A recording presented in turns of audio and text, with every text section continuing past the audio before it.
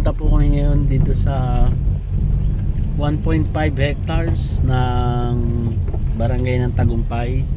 Yan po yung vlog 115 natin. 115 ba yun? Ngayon po, mayroon po tayong sea of clouds dito. Yan, nagkukulay ano na. Ang lamig po ng panahon ngayon. Wala na tayong makita dito.